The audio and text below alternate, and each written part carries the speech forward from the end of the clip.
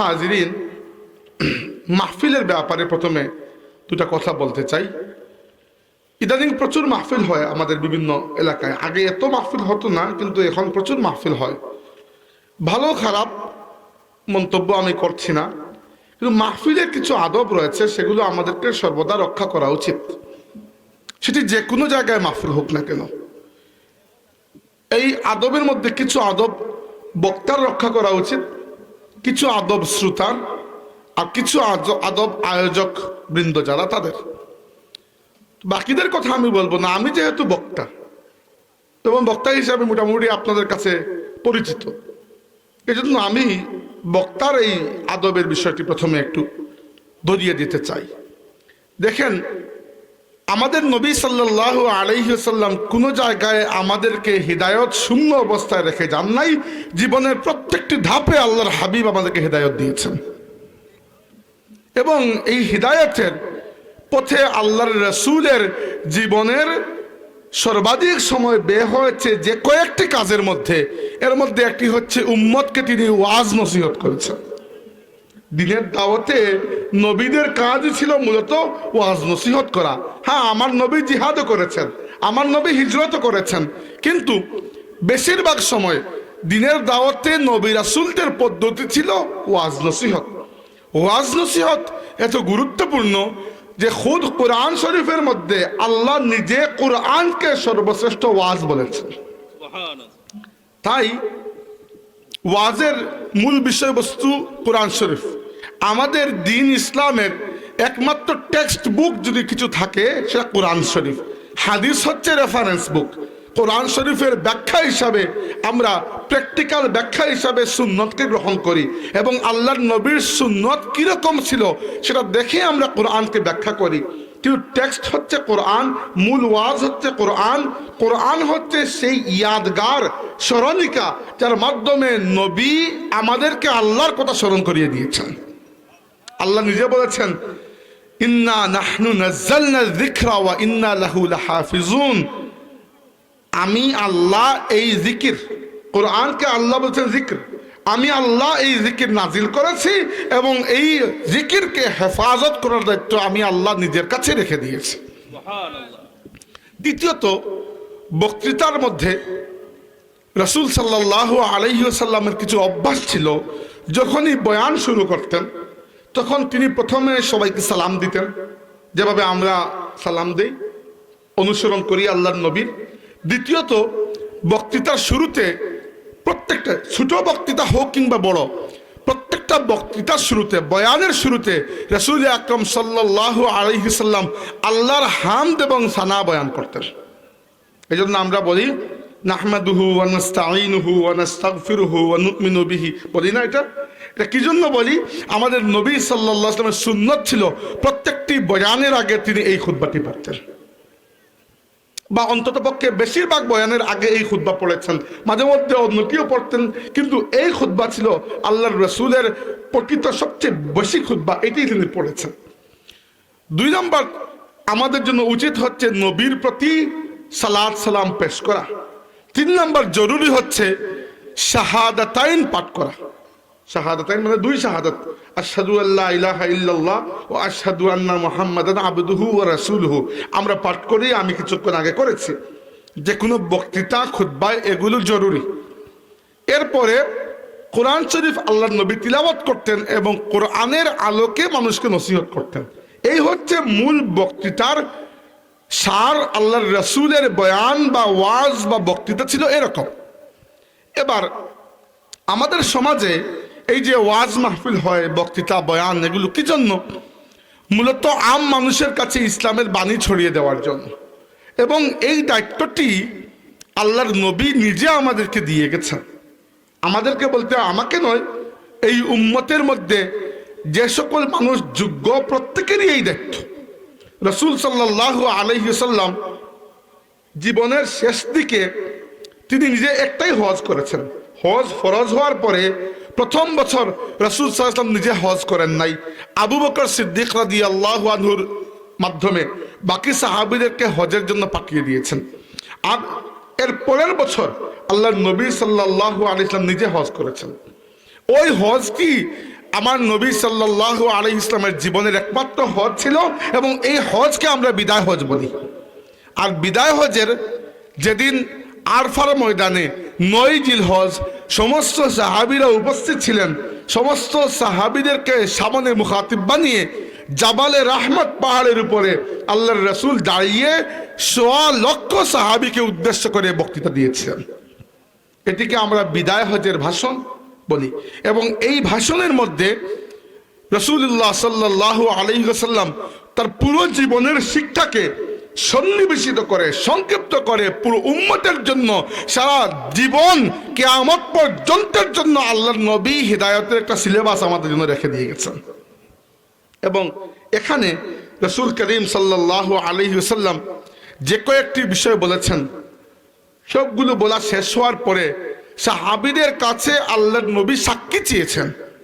যেহেতু তিনি বুঝতে পেরেছেন যে আমার জীবনের, আমার দুনিয়াবি হায়াত শেষ হয়ে যাচ্ছে, আল্লাহ আমাকে দেখে নেবেন, এজন্য রাসূল সাল্লাল্লাহু আলাইহি ওয়াসাল্লাম বিদায় হজের খুতবায় তার নিজের জীবনের সমস্ত শিক্ষাগুলোকে সাহাবীদের সামনে খুব পরিষ্কার ভাষায় উপস্থাপন করার পরে জানতে চেয়েছেন, আলা হাল বাল্লাগতু, হে আমার সাহাবীরা, আমি কি পৌঁছাতে পেরেছি?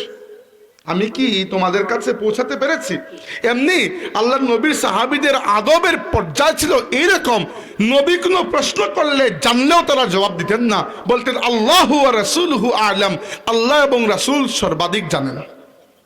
কিন্তু এখন নবী জানতে চাচ্ছেন তার নিজের ব্যাপারে, তোমরা বলো আমি পৌঁছাতে পেরেছি কিনা। কারণ কি, সহিহ বুখারী শরীফের মধ্যে হাদিস রয়েছে, রাসূল সাল্লাল্লাহু আলাইহি ওয়াসাল্লাম বলেছেন, কিয়ামতের ময়দানে এমন কিছু বদবখত মানুষ হবে যারা আল্লাহর কাছে আটকে যাওয়ার পরে তাদের নিজেদের নবীদের উপর দোষ চাপিয়ে দেবে। যেমন নবী নূহ আলাইহিস ইসলামের উম্মতকে আল্লাহ যখন জিজ্ঞেস করবেন ঈমান আনোনি কেন, তারা বলবে আল্লাহ তোমার নবী নূহ আমাদেরকে ঠিকমতো তোমার দিনের দাওয়াত দিতে পারেন নাই। নাউযুবিল্লাহ। আল্লাহ রাব্বুল আলামিন নূহ আলাইহিস ইসলামকেও জিজ্ঞেস করবেন, কারণ আল্লাহ বলেছেন ফালা নাসআলান্নাল্লাযীনা উরসিলা ইলাইহিম ওয়ালা নাসআলান্নাল মুরসালিন, যাদের কাছে রাসূল পাঠানো হয়েছে এদেরকেও আল্লাহ জিজ্ঞেস করবেন, আর যাদেরকে আল্লাহ রাসূল বানিয়ে পাঠিয়েছেন তাদেরকেও আল্লাহ জিজ্ঞেস করবেন। নূহ আলাইহিস ইসলাম বলবেন আল্লাহ আমি তো তাদের কাছে পৌঁছে দিয়েছি। এবার তারা তো অনেক মানুষ, নূহ আলাইহিস ইসলাম একা। আল্লাহ নূহ আলাইহিস ইসলামের পক্ষে সাক্ষী কোনো আছে কিনা জানতে চাইবেন। নূহ আলাইহিস ইসলাম বলবেন আল্লাহ উম্মতে মুহাম্মদ সাল্লাল্লাহু আলাইহি ইসলাম আমার পক্ষে সাক্ষী দেবে যে আমি পৌঁছে দিয়েছি। আল্লাহ রাব্বুল আলামিন আমাদেরকে তখন নেবেন এবং জিজ্ঞেস করবেন যে আমার নবী নূহ তার উম্মতের কাছে ঠিকমতো দ্বীনের দাওয়াত পৌঁছে দিয়েছেন কিনা। আমরা বলবো আল্লাহ আমরা সাক্ষী দিচ্ছি তোমার নবী তোমার রাসূল নূহ আলাইহিস সালাম তার উম্মতের কাছে ঠিকমতো দ্বীনের দাওয়াত পৌঁছে দিয়েছেন, এই বদবখতরা ঈমান আনে নাই। আমরা বলবো, আল্লাহ রাব্বুল আলামিন জিজ্ঞেস করবেন যে তোমরা কিভাবে জানলে, তোমরা তো ওই সময় ছিলে না, আমরা তো নূহ আলাইহিস ইসলামকে দেখি নাই। নূহ আলাইহিস ইসলামকে দেখাতে দূরের কথা, আমরা তো আমাদের নবীকেই দেখি নাই। নূহ আলাইহিস ইসলাম কত আগে, কিন্তু তবুও আমরা সাক্ষী দিয়ে দেব। সাক্ষী দেওয়ার পরে আল্লাহ জিজ্ঞেস করবে তোমরা জানলে কিভাবে। আমরা জবাব দেব আল্লাহ তুমি আমাদের কাছে একটা কিতাব পাঠিয়েছো, আল কোরআন আল কারীম। আল্লাহ তোমার যে কিতাব তুমি পাঠিয়েছো, আমরা যদিও নূহ আলাইহিস সালামের যুগটা পাইনি, চোখে দেখিনি, কিন্তু তোমার কিতাবের মধ্যে তুমি যা বলেছো আমাদের নিজের চোখে দেখার চাইতে বেশি বিশ্বাস হয়ে গেছে। আর এই কিতাবের মধ্যে আমরা পাই নবী নূহ আলাইহিস সালাম ইসলামের দাওয়াত দিয়েছেন 950 বছর। কোরআন শরীফে এসে 950 বছর, তার হায়াত ছিল 1000 বছরের উপরে। 950 বছর শুধু দাওয়াতি কাজ করেছেন। মানুষের সংখ্যা এত কম ছিল, তার উম্মতের সংখ্যা এত কম, তার আশেপাশে যে কয়েকজন নিজের মানুষ ছাড়া তেমন কেউ ঈমান আনে নাই। এরপরে তিনি আল্লাহ রাব্বুল আলামিনের কাছে বিচার দিয়েছেন এদের ব্যাপারে। কোরআন শরীফে এসেছে, তিনি বলেছেন রব্বি ইন্নী দাউতু কওমি লাইলান ওয়া নাহারা ফালাম ইয়াজিদহুম দুআই ইল্লা ফিরারা وإني كلما دعوتهم لتغفر لهم جعلوا أصابعهم في آذانهم واستغشوا ثيابهم وأسروا واستكبروا استكبارا। নূহ আলাইহিস সালাম বলেছেন আল্লাহর কাছে, আল্লাহ এদেরকে আমি রাত রাত দেখেছি, দিনকে দিন দেখেছি তোমার পথে, এরা কানে হাত দিয়ে অহংকার করে আমাকে ছেড়ে চলে গেছে, আল্লাহ এরা কথা শুনে নাই। তো আমাদের সাক্ষীর ভিত্তিতে নূহ আলাইহিস সালামের কওমকে আল্লাহ রাব্বুল আলামিন যারা কাফির ছিল এদেরকে আযাব দিয়ে দেবেন। রাসূল সাল্লাল্লাহু আলাইহি ওয়াসাল্লাম দুনিয়াতে থাকতে নিশ্চিত করতে চেয়েছেন যে আমার উম্মতের মধ্যে যেন কোনো এমন বদবখ বের না হয় যে কিয়ামতের দিন নিজের গুনার জন্য আমার উপর দোষ চাপিয়ে দেবে। তাই সামনে যে কয়েকটা আদম সন্তান উপস্থিত ছিলেন, আল্লাহর রাসূল তাদের সবাইকে উদ্দেশ্য করে জিজ্ঞেস করেছেন, আলা হাল বাল্লাগতু, আমি কি তোমাদের কাছে আমার দায়িত্ব ঠিকমতো পৌঁছে দিতে পেরেছি? সাহাবীরা এমনিতে জবাব দেন না, তখন জবাব দিয়েছেন, লম্বা করে বলেছেন, ইন্না নাশহাদু আন্নাকা ক্বাদ বাল্লাগতার রিসালাতা ওয়া আদাইতাল আমানাতা ওয়া নাসাহতাল উম্মাতা ওয়া কাশাফতাল গুম্মা। ইয়া রাসূলুল্লাহ, আমরা সাক্ষী দিচ্ছি আপনি ইসলামের দাওয়াত পৌঁছে দিয়েছেন, নবুয়ত এবং রিসালাতের হক আদায় করেছেন। আল্লাহর পক্ষ থেকে যে আমানত আল্লাহ আপনাকে দিয়েছেন, আপনি ওই আমানত ঠিকঠাক মতো আদায় করেছেন। আপনি দুনিয়াকে কুফরির অন্ধকার থেকে মুক্ত করেছেন এবং আপনি উম্মতের কল্যাণের জন্য যা যা করা দরকার সবই করে ফেলেছেন। রাসূল সাল্লাল্লাহু আলাইহি ওয়াসাল্লাম তখন আঙ্গুল মুবারক আসমানের দিকে তুলে এই কথার উপর আল্লাহকে সাক্ষী রাখলেন, বললেন, আল্লাহুম্মা ফাশহাদ, হে আল্লাহ তুমি সাক্ষী থাকো, এরা বলছে আমি ঠিকমতো পৌঁছে দিতে পেরেছি, তুমি সাক্ষী থাকো, কিয়ামতের ময়দানে এরা আমাকে ধরতে পারবে না যে নবী পৌঁছান নাই। এই কথা বলার পরে রাসূলুল্লাহ সাল্লাল্লাহু আলাইহি ওয়াসাল্লাম এই যে সামনে ১৬ লক্ষ সাহাবী উপস্থিত ছিলেন, সবাইকে উদ্দেশ্য করে বললেন, ফাল ইউবাল্লিগিশ শাহিদুল গায়বা, অতএব যদি আমি পৌঁছে দিয়ে থাকি তাহলে যাদের কাছে পৌঁছাইছি তারা যাদের কাছে পৌঁছানো হয় নাই ওদের কাছে পৌঁছে দেবে। সামনে যারা আছো তারা পৌঁছে দেবে তাদের কাছে, যাদেরকে আমি পাবো না, আমার পরে দুনিয়াতে আসবে, এদের কাছে তোমরা পৌঁছে দেবে। এবং এই যে দায়িত্ব আল্লাহ নবী দিয়েছেন, এই দায়িত্বের মধ্যে আমরা সবাই বাধা পড়ে গেছি। কিভাবে? নবী তো বলেছেন যাদের কাছে আমার দিন পৌঁছেছে তারা পৌঁছে দেবে তাদের কাছে, যাদের কাছে পৌঁছে নাই। কতটুকু পৌঁছে দেব? বলেছেন, বাল্লিগু আন্নি ওয়ালাউ আয়াতান, আমার পক্ষ থেকে একটি আয়াত হলেও তোমরা মানুষের কাছে পৌঁছে দাও। তাহলে আমরা প্রত্যেকেই ইসলামের দায়ী, প্রত্যেকে ইসলামের দায়ী না, যে যার যোগ্যতা অনুযায়ী প্রত্যেকে ইসলামী দাওয়াতের কাজের মধ্যে শরীক হবেন, আল্লাহর দ্বীনের খেদমতে শরীক হবেন। হ্যাঁ, প্রত্যেকের খেদমতের ক্ষেত্র একটু ভিন্ন হবে। কেউ মাহফিলের আয়োজন করবেন, কেউ মাহফিলে বয়ান করবেন, কেউ শুনবেন, দায়িত্ব আলাদা হয়ে যাচ্ছে, কিন্তু আল্লাহর দ্বীনের খেদমতে সবাইকেই এগিয়ে আসতে হবে। এই যে ওয়াজ মাহফিল আর বক্তৃতা, এগুলো কিসের চাকরি? আমরা আল্লাহর নবীর চাকরি করছি। নবী আমাদেরকে যে চাকরি দিয়ে গিয়েছিলেন, ফাল ইউবাল্লিগিশ শাহিদুল গায়বা, তোমাদের মধ্যে যারা উপস্থিত আছো তারা অনুপস্থিত যারা আছে ওদের কাছে পৌঁছে দেবে। ওই চাকরি করে বেড়াচ্ছে দুনিয়ার প্রায় 200 কোটি মুসলমানের মধ্যে যারা আলিম উলামা। সবাই তো আর আমার মতো নয়, অনেকে তো বড় বড় আলিম, আমরা তো তেমন কিছু না, তবুও চলে আসছি আপনাদের সামনে। কিন্তু আসলেই তো আহলে ইলম যারা আছেন এরা দায়িত্ব আঞ্জাম দিয়েছেন বলেই তো আজ পর্যন্ত 1450 বছর পরও ইসলামকে আমরা সেইভাবে অবিকৃত অবস্থায় পেয়েছি যেভাবে মুহাম্মদুর রাসূলুল্লাহ সাল্লাল্লাহু আলাইহি ওয়াসাল্লাম ইসলামকে আমাদের জন্য রেখে গিয়েছেন। এবং আমরা শুকরিয়া আদায় করি আমাদের পূর্ববর্তী আলিম উলামা, আমরা শুকরিয়া আদায় করি আল্লাহর নবীর সাহাবীদের, আমরা শুকরিয়া আদায় করি তাবেঈনের, আমরা শুকরিয়া আদায় করি আতবাউত তাবেঈন, আইম্মা, আমাদের সালাফে সালিহিন, আমাদের পূর্ববর্তী যারা ছিলেন নেককার পূর্বসূরি, যারা ইসলামকে আল্লাহর নবীর দিয়ে যাওয়া ওই ইলমকে আমানতদারের সাথে কাঁধে বহন করে আমাদের কাছে এসে পৌঁছে দিয়েছেন। আল্লাহ আমাদের পূর্ববর্তী ওলামা, আউলিয়া, আইম্মা, মুজতাহিদিন, এমনকি সাহাবা কেরাম পর্যন্ত প্রত্যেকের কবরকে নূরে পরিপূর্ণ করে দিন, আমরা বলি আমিন। এদের জন্য দোয়া করা প্রয়োজন কিনা? আল্লাহর রাসূল বলেছেন, ইয়াহমিলু হাযাল ইলমা মিন কুল্লি খালাফিন উদুলুহু, আমার উম্মতের মধ্যে প্রত্যেক প্রজন্মে, প্রত্যেক জেনারেশনে কিছু ন্যায়বান মানুষ, কিছু নীতিবান মানুষ, ন্যায়পরায়ণ নেককার মানুষ আসবে, যারা আমার রেখে যাওয়া এই ইলমকে বহন করে নিয়ে পরবর্তীদের কাছে পৌঁছে দেবে। বলেছেন নাদ্দারাল্লাহু ইমরাআন সামিআ মাকালাতি ফাওয়াহা ফাহাফিজাহা ফাবাল্লাগাহা কামা সামিআহা।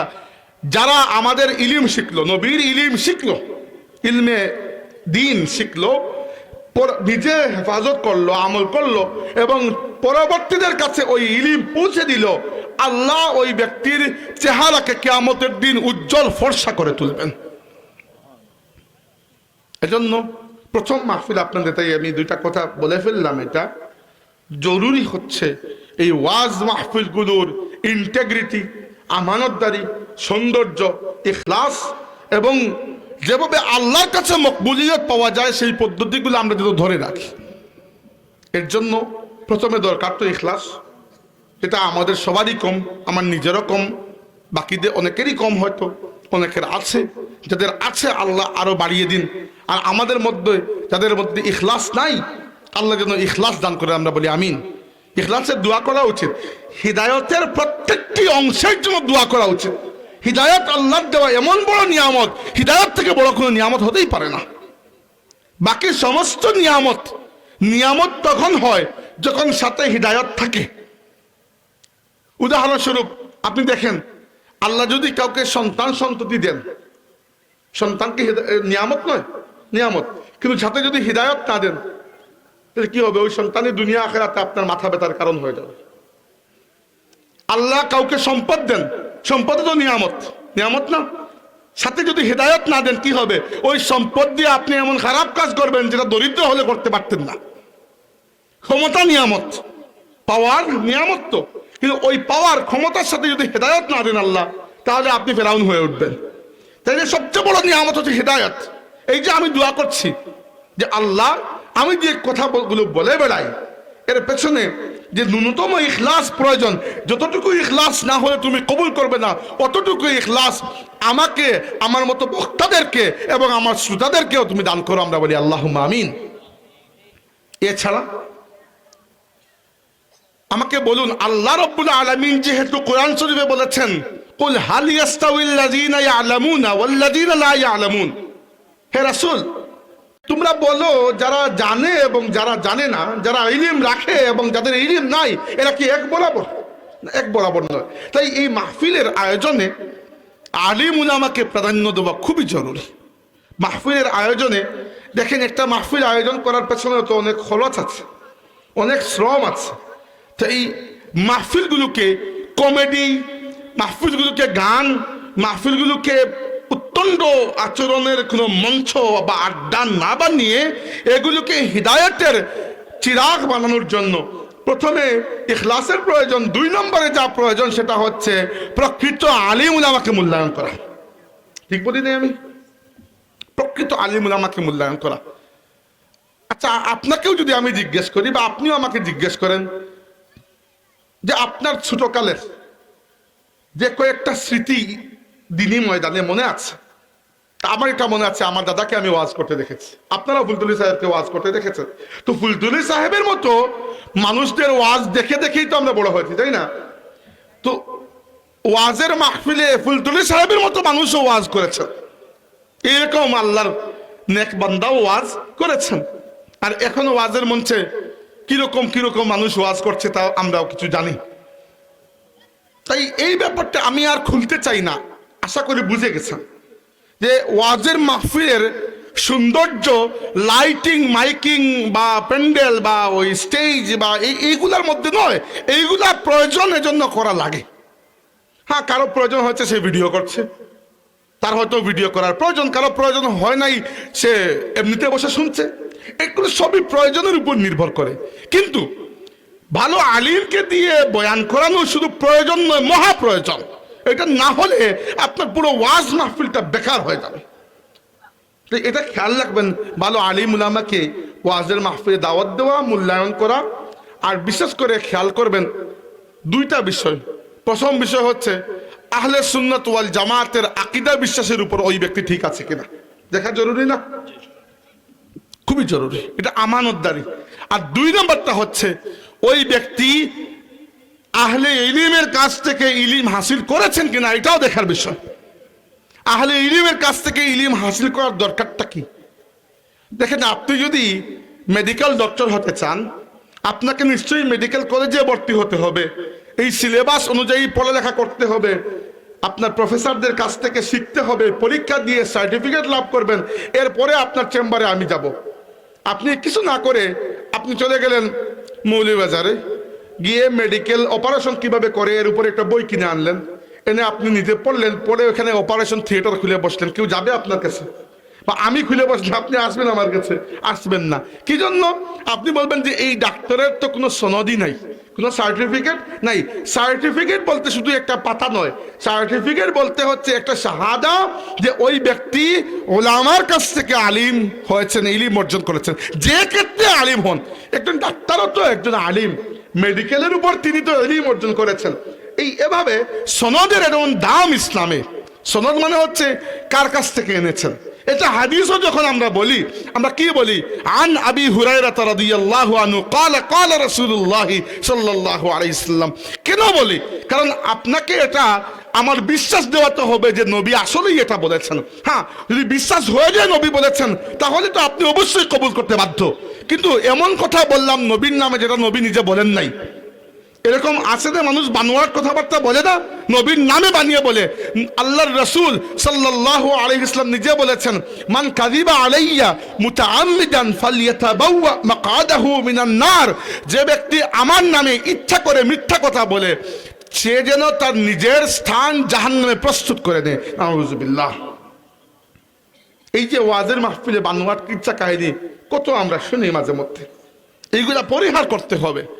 প্রকৃত আলিমদেরকে মূল্যায়ন, আহলে ইলমদের কাছ থেকে কারা ইলম অর্জন করেছেন এটি জানা কি জন্য জরুরি? কারণ ইমাম আব্দুল্লাহ ইবনে মুবারক রাহমাতুল্লাহি আলাইহি বলেছেন, সহিহ মুসলিম কিতাবের ভূমিকার মুকদ্দিমার মধ্যে রয়েছে, ইমাম আব্দুল্লাহ ইবনে মুবারক বলেছেন, ইন্নাল ইসনাদা মিনাদ দ্বীন লাউলাল ইসনাদ লাকালা মান শাআ মা শাআ। জেনে রাখো, সনদ অর্থাৎ আপনি শুনেছেন আমার কাছ থেকে, আমি শুনেছি আমার উস্তাদের কাছ থেকে, উনি শুনেছেন উনার উস্তাদের কাছ থেকে। এই যে সনদ, যেটা এটা দ্বীনের অংশ, যদি সনদ না থাকতো তাহলে যে যার মতো ইচ্ছা যা ইচ্ছা বলে বেড়াত। সনদ থাকা সত্ত্বেও কত মানুষ আন্দাজি কাহিনী বলে বেড়ায়। তাই দয়া করে আল্লাহর রাসূলের হিদায়তকে মানুষের কাছে পৌঁছে দেওয়ার আগে কিভাবে তিনি হিদায়ত পৌঁছাতেন ওই সুন্নতটা তো পালন করা দরকার। ওয়াজের মাহফিলগুলোকে আল্লাহর ওয়াস্তে আমরা যেন নষ্ট হতে না দিই, এরকম মাহফিলে আমরা ফুলতলি সাহেবুল্লাহ রহমতুল্লাহ আলাইহির মতো ব্যক্তিকে ওয়াজ করতে দেখেছি। আর এখন যদি দুই জেনারেশনের মধ্যে এসে ওয়াজের মাহফিলগুলোকে আমরা নাট্যকার, কমেডিয়ান আর ড্যান্সার আর মিউজিশিয়ানদের হাতে তুলে দেই, তাহলে এটা কি আমানতের খেয়ানত হবে না? অবশ্যই। এজন্য আমি কথা বলতে চেয়েছিলাম সূরা ইনশিরাহ নিয়ে, চলে গেছি আরেক জায়গায়। কারণ প্রথম মাহফিল হিসাবে একটু পরামর্শ দিলাম, এই বিষয়গুলো খেয়াল রাখবেন। বক্তা ও শ্রোতার প্রতি সম্মান দেবেন, আর শ্রোতাও বক্তার প্রতি সম্মান দেবেন। কমিটিও বক্তাকে তার ডিউ ইজ্জতটি দেবেন, বক্তাও কমিটিকে তার ডিউ রেসপেক্টটা দেবেন। এটা দেওয়া, সম্মান হোক, ভালোবাসা হোক। এমনকি সালাম, আল্লাহ নবী কখনো বলেন না তুমি অমুককে সালাম দাও, বলেছেন সালামকে বিনিময় করো, পারস্পরিক সালাম বিনিময় করো, আফসুস সালাম, সালাম বিনিময় করো, একে অপরকে সালাম দাও। তাই শ্রদ্ধা, ভালোবাসা যাই হোক না কেন পারস্পরিক উভয়ের মধ্যে হওয়া লাগে, এক চ্যানেল থেকে এগুলা হয় না।